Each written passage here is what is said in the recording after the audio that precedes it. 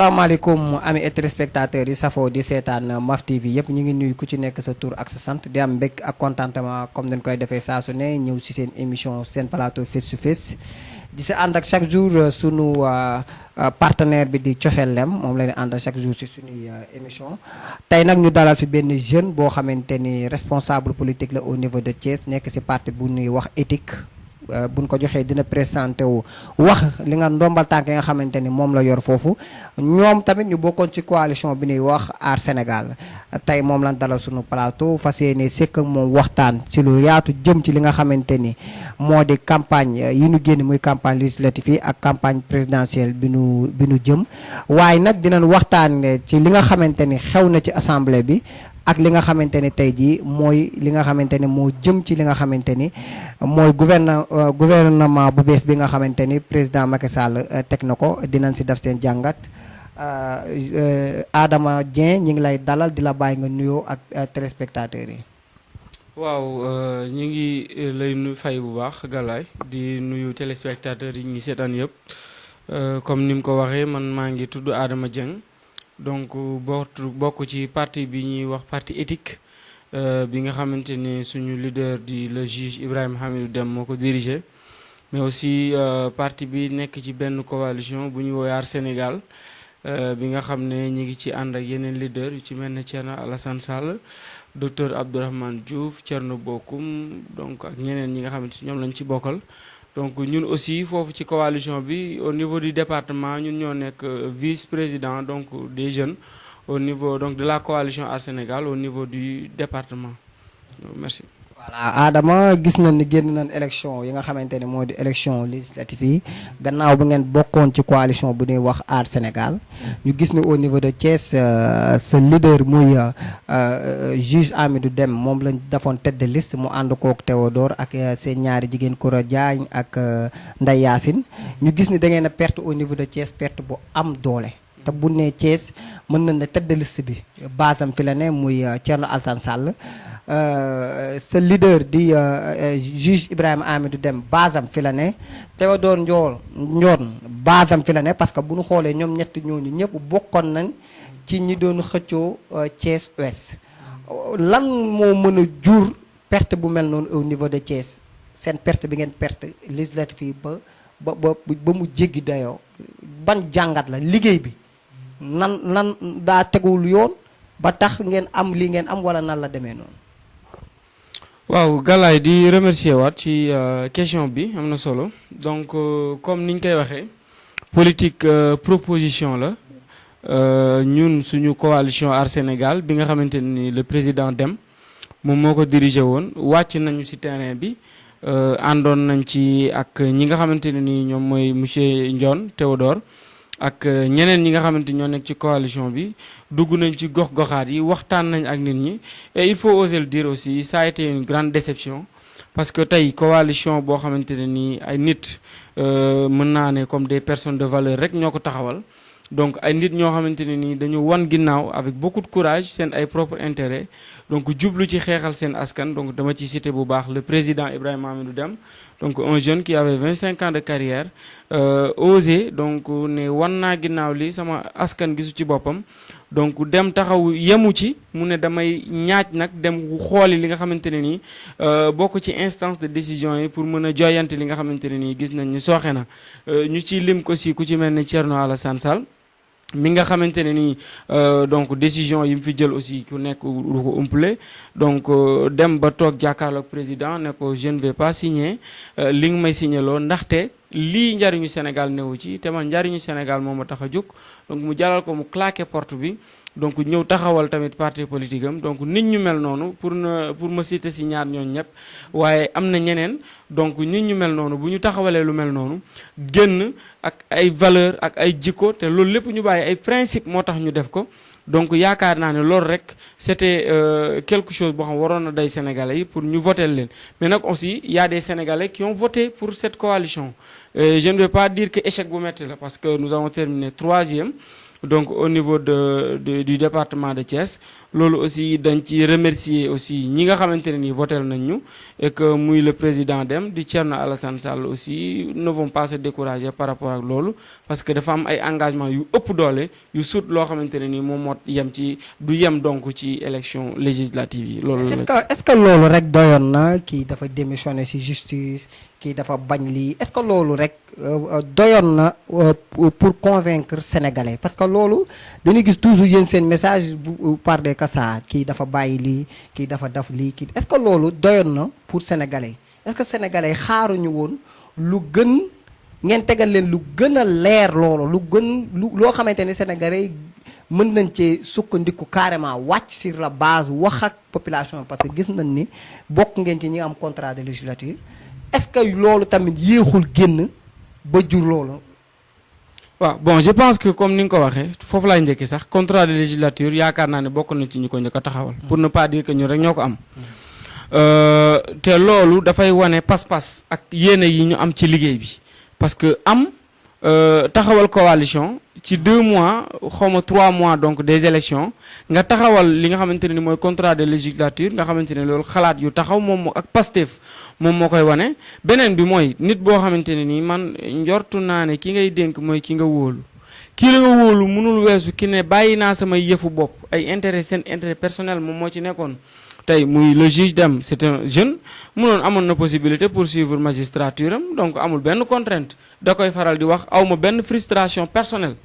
boo xamante ni moo ko tax mu bàyyi mais au contraire c'est juste que ni y a une gestion boo xamante ne nii peut-être arrangé wul la population sénégalaise il a osé dire non nag limité wu ci il daf ko concrétiser avec des actes acte bi ci gën a taxaw mooy mu ne bàyyi naa li nga xamante ni jàngam moo ko fa yóbbu du luñ ko nommé du luñ ko sarax mais mérite la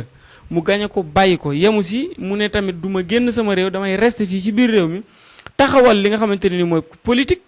mooy mouvement politique am bi dem ba nekk parti ku nekk xam na ne politique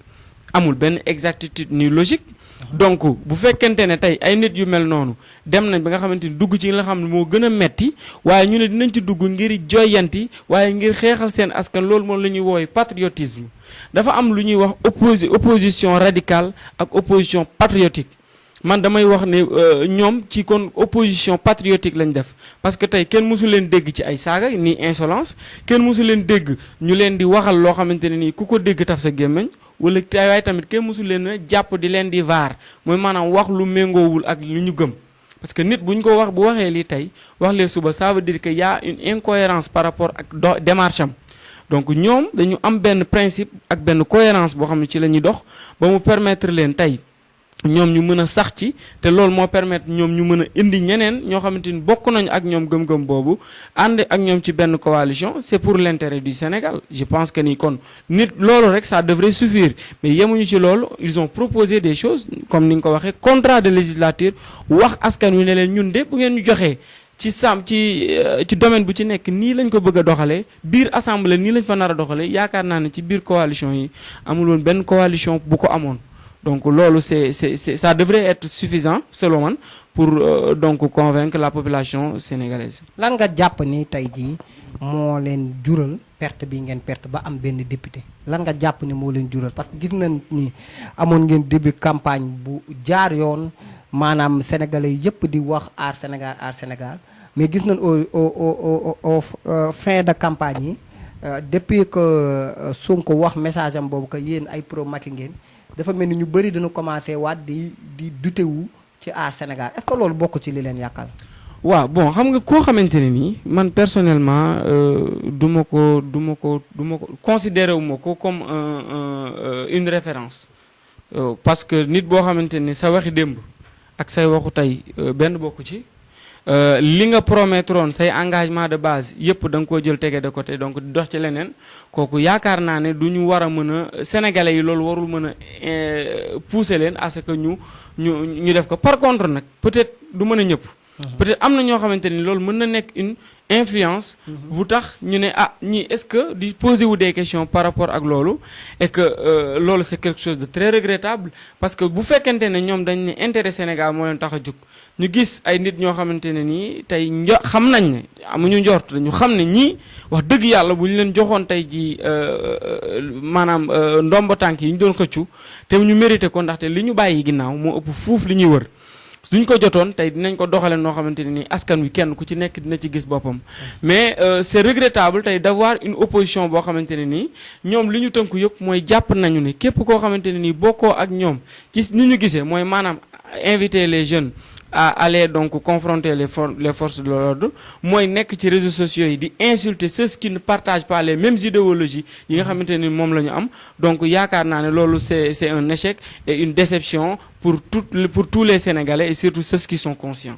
leer na mais gis na ni seen façon de politique dafa wuteeg politique ñooñu parce que dañuy gis toujours que ni beneen camp bi ñoom toujours ku ànd ak ñoom dañ naan pro-Macky ngeen peut-être kii yooyu moo indi sanction boobu am fi den diggante ba nu génn mais wax jooju yow en tant que jeune leader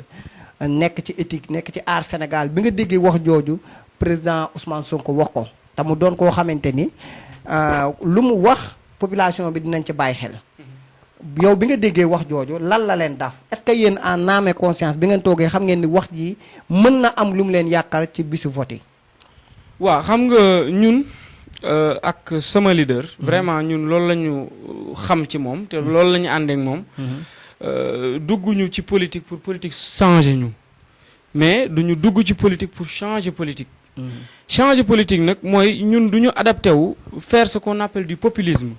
mooy maanaam dire des choses qui vont attirer l'attention des gens ou bien les distraire tey jii dañoo war a mën a focaliser wu ci li nga xamante ni mooy njariñu Sénégal parce que moom bu demee bay wax loolu ci même temps bi tey des leaders ñu ngi ay tëju ci seen ay biir yi nekk di xool jafe-jafe askan bi nan lañ ko war a mën a saafarawee ndaxte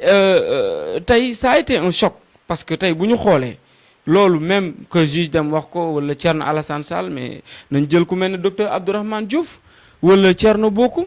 nekk ay nit yoo xamante ne ni ay ndaw lañ mais seen askan moom moo tax ñu jóge ci barab yi nga xamante ne ni nekkoon nañu fa donc pour wane ne Aar Sénégal loolu moom moo ko tënkoon wante li ñu ci war a jàpp mooy que ni tey bu fekkente ne man njort gis naa ne Galaye maanaam tey war na am intérêt bu mu war a apporter le Sénégal man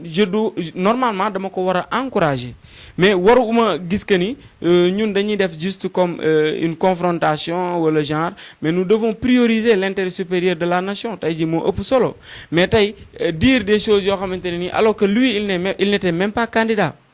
il faut le dire Ousmane Sonko n'était pas candidat mais il se permettait donc d'avancer des choses et que loolu jikkoom la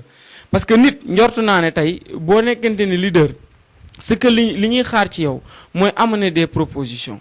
mooy li ma lay wax rek il y a deux oppositions une opposition républicaine et une opposition boo xamante ni radicale parce que loolu tey ji feeñ na ci point bi nga xamante ne nii xaw ma ba xam di nga ko soulever mu déet mooy 14e législature si on voit tey jii tey ay xale yu ndaw di seetaan ay député ñoo xamante ni opposition bi ñun ñoo leen fal opposition bi ñu dem di se permettre di déjjati dañ ko dajji il faut le dire dafa dajjati li nga xamante ne ni moom mooy micro bi nga xam ne Sénégal yépp ñoo ko bokk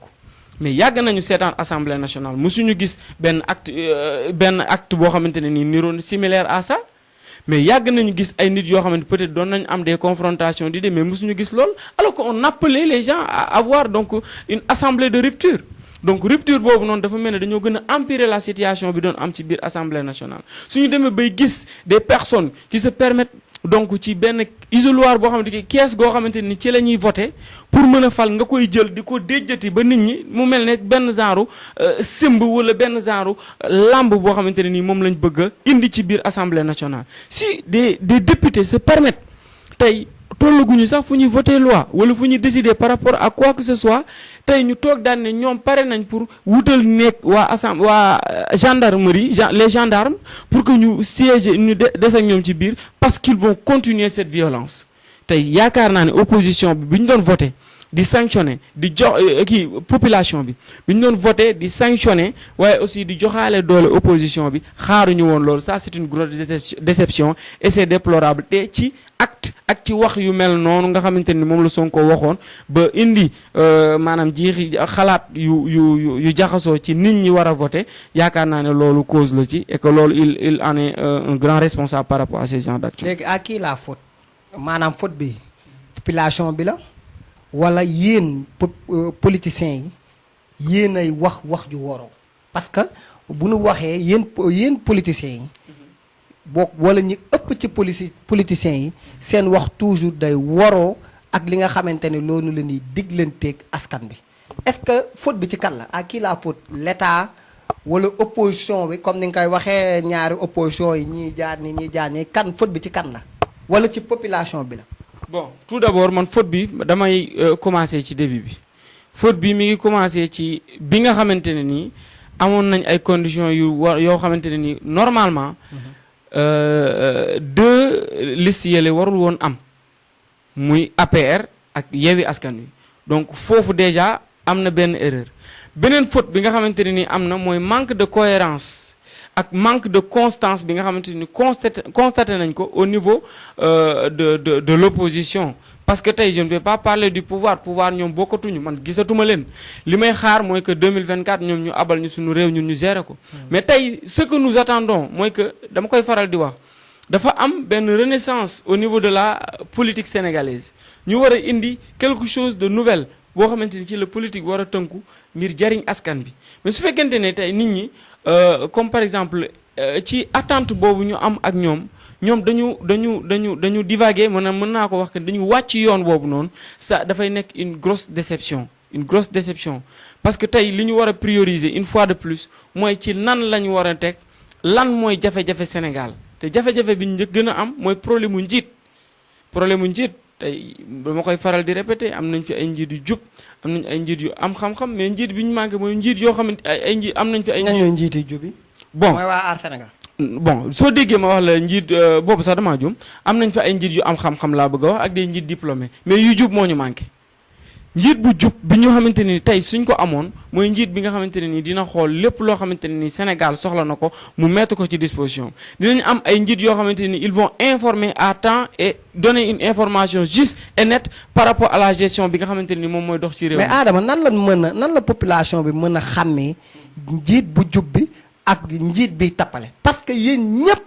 bu ngeen di laaj moom dañ naa ñii moom ay nit lan yoo xamante ni ñoom bu ñu jëlee réew mi changement am mais il suffit que ngeen jël li ngeen di laaj askan bi rek day mel ni dañ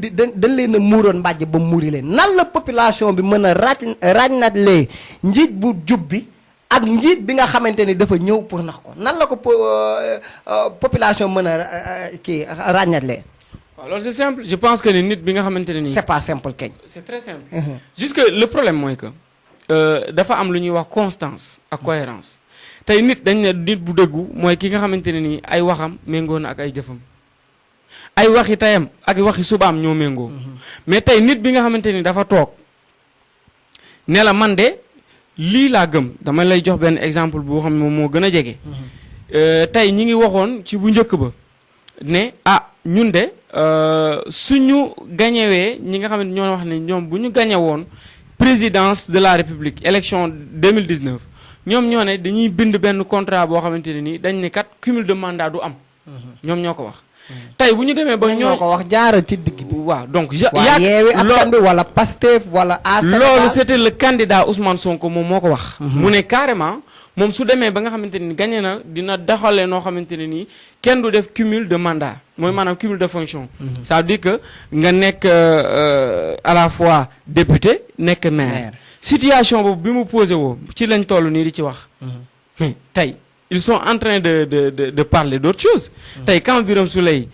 toog daan ne wéy loolu noonu c'était une proposition de Ousmane Sonko moom moo ko wax mais man en personne. d'accord naa ci idéologie bi mais bu ma kenn bousculer dinaa réfléchir xool ban laay bàyyi tey y a un autre maire Bey moom aussi prononcé wu na ci mel noonu nee na moom bàyyiwul tey bàyyiwul suba pour le moment mais comment loolu est-ce qu'il y a une cohérence entre les propositions ak les actes il y a de l'incohérence tey jii man je pense que li nga xamante ni gis nañ ko sax peut-être waa APR ñoom peut-être gis naa ko peut-être ils l'ont fait mais il y a des ministres qui viennent de démissionner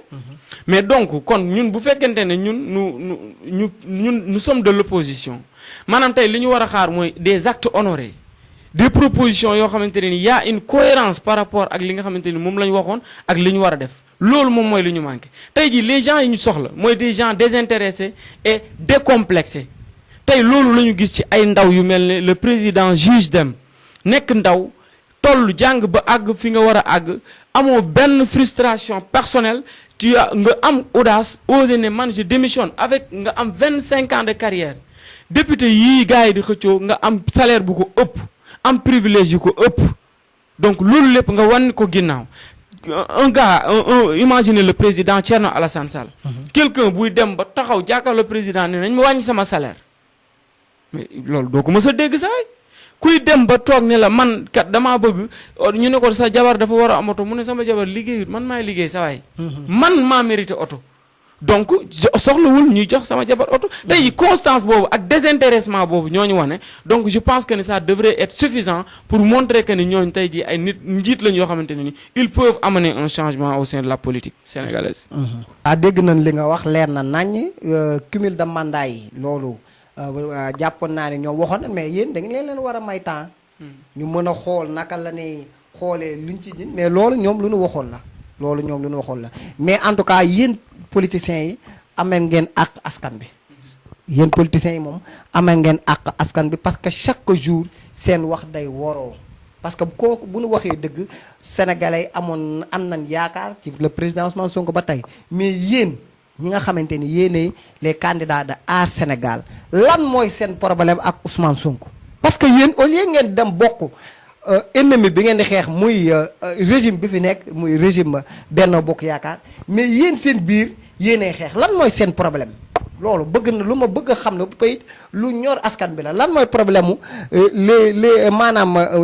njiitu Aar Sénégal ak njiit yi nga xamante ni ñooy njiitu yeewu askan bi rawatina président Ousmane Sonko xanaa di leen déranger. waaw bon ñun la personne de Sonko nu yaakaar naa ne du moom moo tax ñuy wax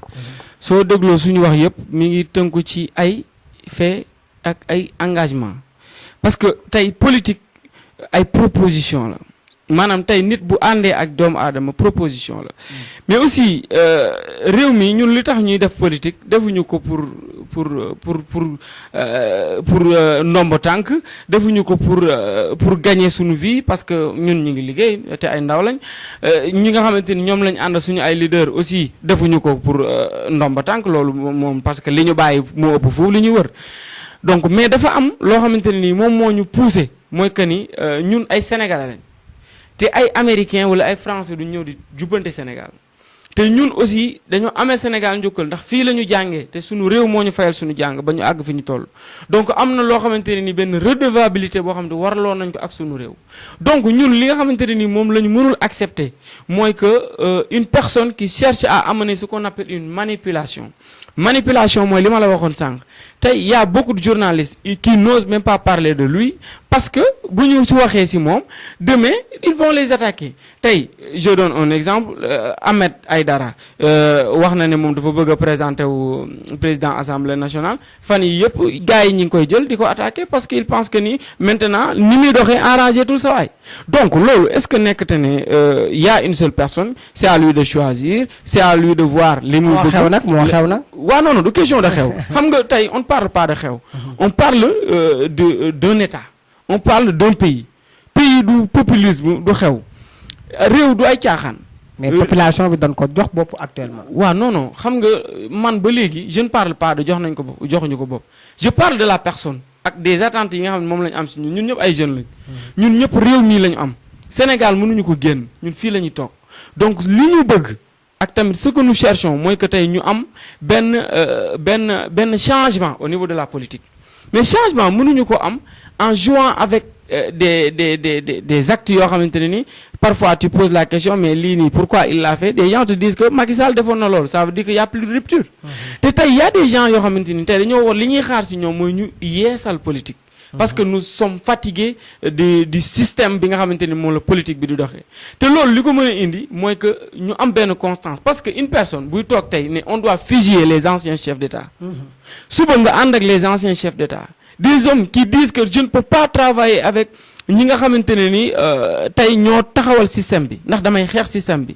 tey nga toog daal ne bu ma demee bay dëpp di ànd ak ñi nga xamante ne ni ñoo xeex système bi ma gën leen a yées tey nga ànd ak lëkkaloo def li ñuy wax une alliance contre nature, mais loolu c'est quelque chose boo xamante c'est décevant. C'est décevant pour la politique, c'est décevant aussi pour l'avenir du Sénégal. ñun si loolu la ñu soucier wu mais du soucier wu ci attaquer nit ou pas. Sonko, nous ne sommes pas des ennemis de Sonko.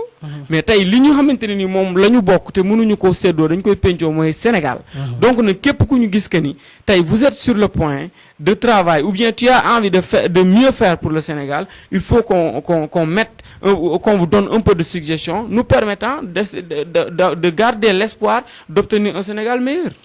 di leen fàttale ñi ngi dalal suñu plateau Adama Dieng nekk doon coordinateur des jeunes bu parti bi ñuy wax éthique bokk tamit nekk tamit vice-président bu aar des jeunes aar Sénégal bu département de Thiès tey moom la dalal suñu plateau monsieur Dieng li lay laaj mooy gouvernement bu bees bi nga xamante ni président teg na ko gis nañ premier ministre bi nga xamante ni temps ñu ngi ko doon xaar mujj na jël décision fal na ko muy Amadou Ba gis nañ tamit gouvernement bu bees bi nga xamante ni moom lañ fal ban jàngat nga ci def ak est-ce que yaakaar nga ni li nga xamante ni moom la président li gars yi wax ni moom la président échoué depuis 2012 est-ce que am nga ci yaakaar ci gouvernement bu bees bi ak premier ministre bi nga xamante ni teg na ko ci bopp gouvernement bi ak changement yi nga xamante ni am na ko ci biir ministre gouvernement bu bees bi nga xamante ni teg na ko. waaw li gouvernement bi li ñu ciy wax mooy man continuité laa gis. Pourquoi continuité mooy gouvernement la boo xamante ni c'est un gouvernement politique parce que tey politique dafa avancé ci moom bi mu yoree réew mi ñu seetlu que ni tey opposition bi am nañ wàll bu mag ci biir réew mi fi mu toll. loolu su fekkente ne tey bëgg na cohésion parce que moom c'est un fédérateur. Il doit donc amener les gens à ce que ñu am benn entente travailler ensemble pour jëmale Sénégal kanam. réalité bi am mënu ko dévier daf ko war a assumer donc ni mu ko war a assumer mooy que man je juge nécessaire que ni normalement waroon na jël ñenn ñi nga xamante ni vu que ni ñun tey am nañ benn moitié ci assemblée nationale opposition bi jiite ko waroon na xool benn personne morale ci biir kii bi opposition bi mu proposer ko en tant que ministre pour les impliquer davantage pour ci que ñu mën a ànd liggéey mais su fekkente ne tey jii teg nañ benn ministre ñu jël aussi des gens yoo xamante ne ni peut-être ñoom ñi ngi nekk ci biir parti politique am mu jëlaat leen nommé leen donc damay gis que ni juste continuité lay doon. mais liggéey ka la doy tamit est-ce que tey président wóolu na opposition bii nii pour dugal leen ci gouvernement bi ndax ku ne gis na opposition bi ak président Macky moom munu àndee du lu askan bi mën a gëm mais est-ce que wóolu na leen parce que tamit liggéey ka la doy. waaw bon xam nga tey. loolu moom mooy problème bi ñu am ñun Sénégal nous ne sommes pas des ennemis nous sommes tous des Sénégalais te tey on ne peut pas être plus que Sénégalais que le président Macky Sall tey moom le fait que mu nekk suñu njiitu réew tey waruñu installer comme par exemple benn règlement de compte entre ñun dafa am benn hauteur bu ñu war a mën a jël je vous donne un exemple France bi ñu amee woon ay difficultés ci affaire terrorisme bi dañoo dem le président boobu dafa invité opposition ñëpp ñu toog waxtaan mais président Macky Sall jéem na ko fi essayer. ci kan la doxul ci moom la wala ci opposition. waaw non je pense que c'est de la part de l'opposition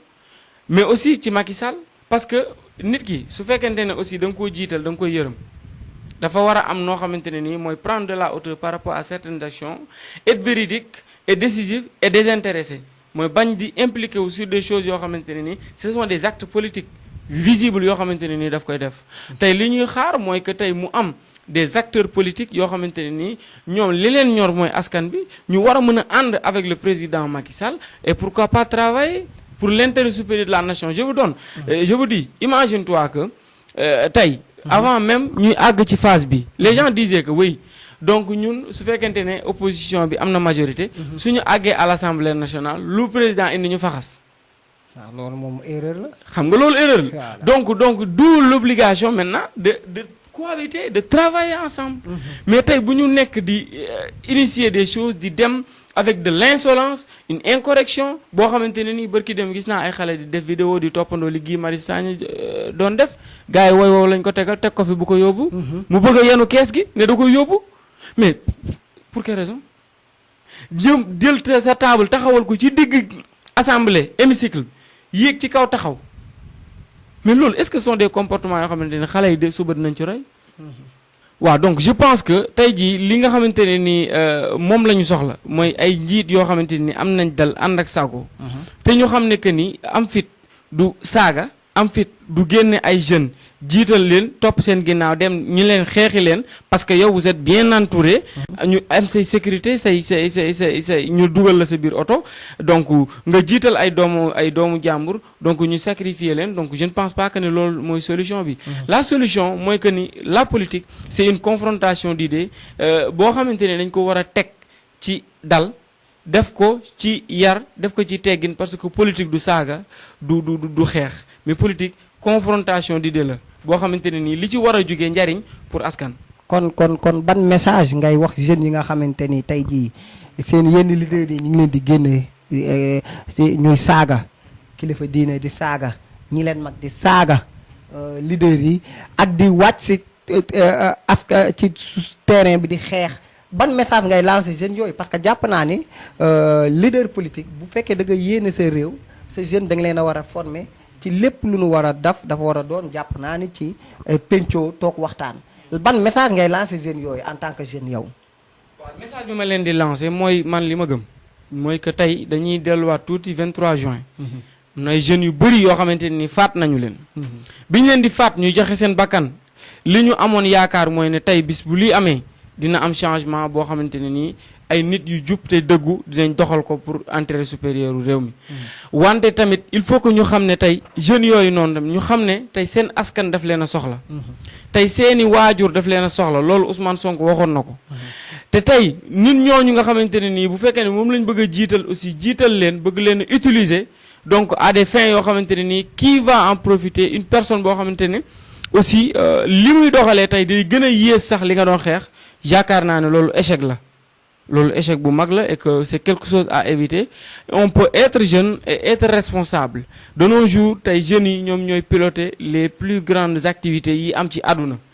donc li ñuy xaar ci ndaw ñi mooy ñu ànd ak seen xel mooy ñu ànd ak seen dal mooy ñu indi des propositions wane que ni ñun de loolu la ñu jàngal au niveau de notre parti éthique mooy que ni nekk ndaw terewul a nekk kilifa terewul a nekk responsable terewul a mën a piloter des choses yoo xamante ne nii mooy permettre nit ñi mën ci tënku ba jëmale Sénégal ci kanam parce que loolu mooy suñu engagement de base. engagement de base question bi ma lay laaj mooy élection présidentielle 2024 Aar Sénégal coalition bi day continuer ak bu continuer est-ce que jot ngeen a xam seen kan ngeen di jiital ci élection présidentielle yi. waaw bon tout d'abord coalition bi ñi ngi door a génn ci élection législative donc ñi ngi jëm ñi ngi nekk jusqu'à présent ci saytu xool doxalin bi xool tamit li ñu jaar ak tamit bu dee am na luñ ci renforcer ak luñ ci yokku yaakaar naa ne loolu fi mu ne ñi ngi ci liggéey boobu te moo gën a far loolu li ngay wax xam naa buñ ci jógee nag li ci topp moom mooy ñu jublu ci élection présidentielle te incha allah xam naa ne loolu di kenn du ci umpale dara incha allah buñ ci tollee. Adama lan ngay tàggatoo. waaw li may tàggatoo mooy di remercier bu baax di la remercier ci invitation bi. di remercier une fois de plus suñu ñëpp ñi nga xamante ni donc ñu ngi ñu doon déglu mooy téléspectateurs yi mais aussi di invité waat jeunes yi que ni dafa am xaar bu am solo bu leen askan bi di xaar te loolu du ci ay xeex ak ay saaga ak insolence li ñu leen di xaar mooy benn responsabilité boo xamante ni war nañ ko assumer pour mën a jël maanaam en main sunu réew jëmale ko ci kanam. loolu lay tàggatoo. waa di bëgg bu baax di wax ni Adama Dieng nekk parti bi ñuy wax éthique doon coordonnateur des jeunes moom lan invité woon tey suñu plateau ngeen dégg ko mu doon jeune boo xamante ne jeune bu am idée la jeune bu am avenir politique la te genre jeunes yi comme ni ma koy waxee chaque jour genre jeunes yi lan xam jeunes yoo xamante ne toujours bu ñuy wax ay responsable la ñuy doon mais pas ay jeunes yoo xamante ni vraiment lépp dañ ko bëgg a teg ci saaga ak xuloo Sénégal soxlawul loolu actuellement sunu réew soxlawul loolu kon ñu ngi bëgg bu baax Adama di àndoon ak yow si suñu émission seen plateau face to face di gërëm suñu partenaire bi nga xamante ni moom la ñuy àndal chaque jour suñu émission muy cofeel lem di lem boo xamante ni lem bu sell la lem bu baax la moom la ñuy àndal chaque jour ci suñu émission ñu ngi leen di gërëm bu baax a baax di wax ne dinañ la amaat si suñu plateau ndax bu ne na fàtte ne tey émission bi da cee waroon ànd ak leader boo xamante ni mi ngi yeewi askan bi mais au dernier moment la am ay dog-dog dina ñëwaat ak moom ñu bokkaat plateau gën a yaatal ci lépp loo xamante ni day doon intérêt réew mi doon intérêt bi nga xamante ni mooy intérêt askan bi di bëgg bu baax di leen jox dig daje ci semaine bii di ñëw ci seen beneen numéro face to face ak beneen invité jërë ngeen jëf